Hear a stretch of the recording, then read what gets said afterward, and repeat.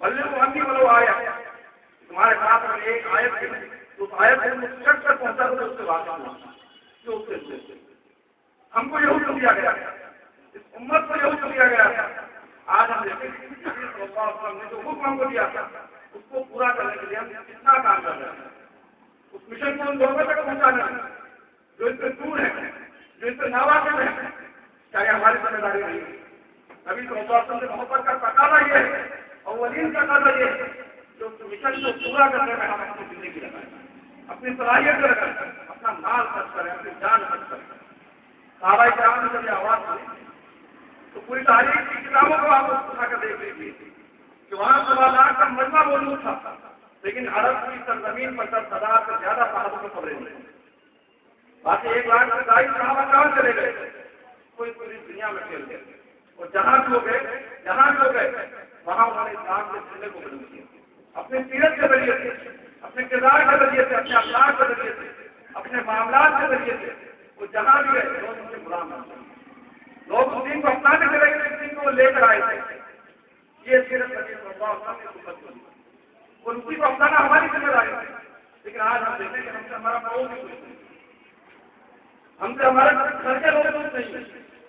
ہم اپنی سیرت کے ذریعے، کیا کوئی شخص یہ کہہ سکتا ہے کہ اپنی سیرت کے ذریعے دین کو پھیلانے کا کام کرتا ہے؟ یہ اخلاق اور اقتدار کی دعوت تھی جو نبی صلی اللہ علیہ وسلم دے کر گئے تھے، اور خود نبی صلی اللہ علیہ وسلم نے بات کی، موسیٰ امام مالک نے روایت کی، وہی تھی یوسف بن محمد الاخلاق، کہ مجھ کو اخلاق کی تکمیل کرنے کے لیے بھیجا گیا ہے، اس لیے میرے لیے تکمیل ہے کہ میں مکارم اخلاق کو بلند کروں، اس کی تکمیل کروں۔ یہ نبی صلی اللہ علیہ وسلم کی سیرت کا مقصد ہے،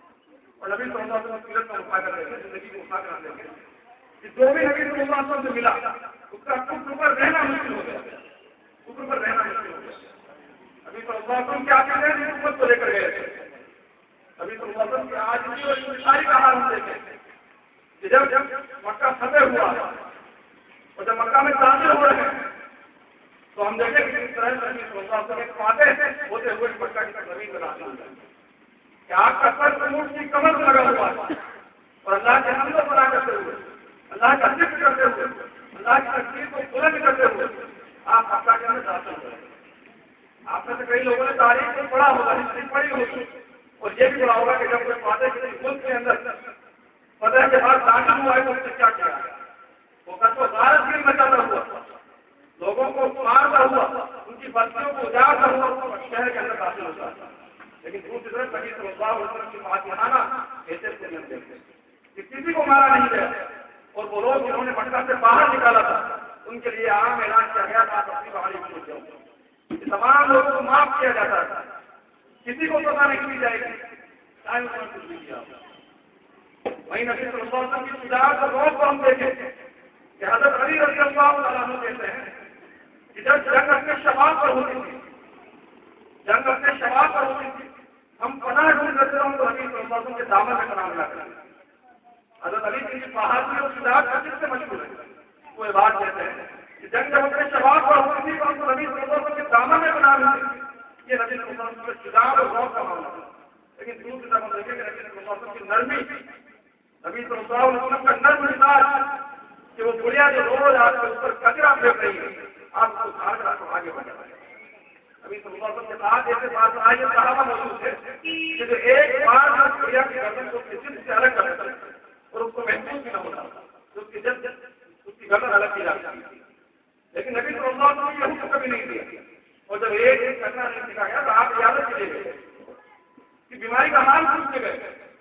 ہم سوچیں کہ کیا یہ دینے کے بعد عورت کے لیے ممکن تھا کہ ہم کے اوپر بات کر سکتے،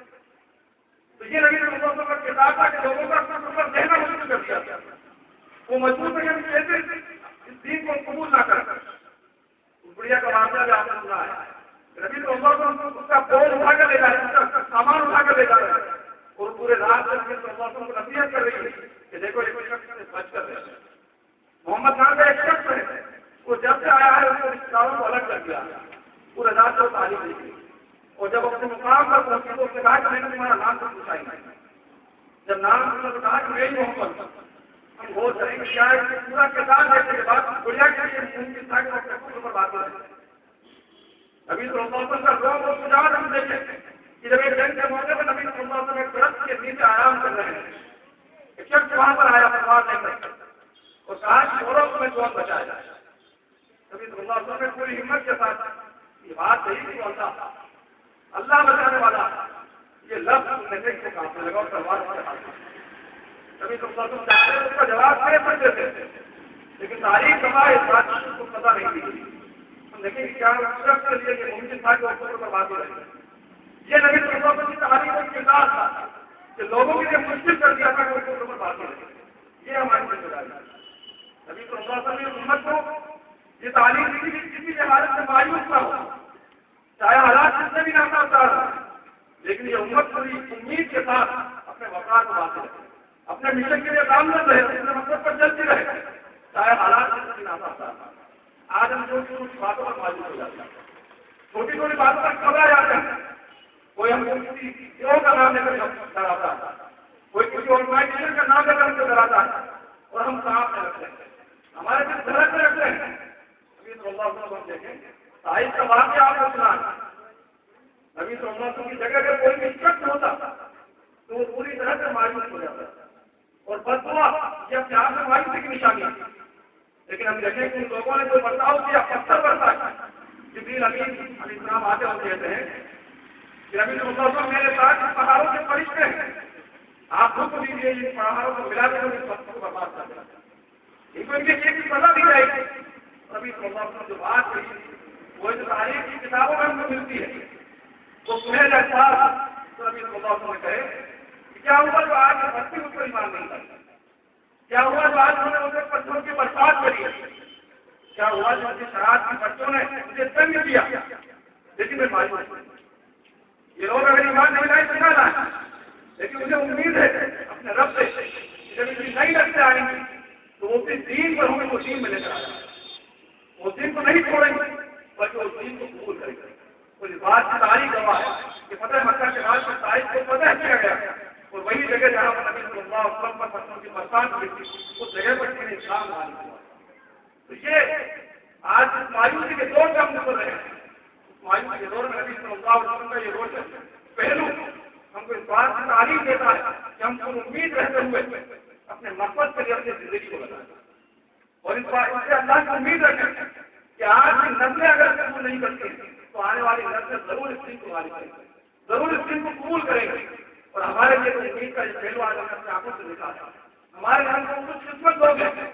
جو اسلام کا غلبہ کو اپنی آنکھوں سے دیتے ہیں جن کے حالات آپ کے سامنے کہ وہ جگہ جہاں پر فرعون ایک صدی سے راج کر رہا تھا اپنے عوام کو سن کے ٹوڑے بنتا رہا تھا.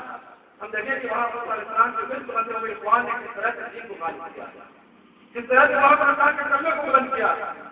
وہ کہلو بند کی آسائشوں کو برداشت کرتے رہے عزیزت اور سہولتوں کو کھیلتے رہے لیکن مایوس نہیں اور اپنے کام کو وہ کرتے رہے. تو یہ حکومت کا کام کہ وہ مایوس نہ ہو وہ سب اپنے سفر پر کام کرتے رہے اپنے سفر پر چلتے رہے کہ اللہ کا نام ہے تو وہ اس کا خلاف کرتا ہے.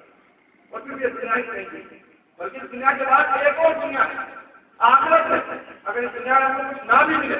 تو ہماری آخرت ہماری لیے وہاں کوئی نہیں جو ہم کو جزا سے روک سکے. وہاں شام کو ضرور اس چیز کا جزا دے کر جو کچھ ہم نے دنیا میں کیا.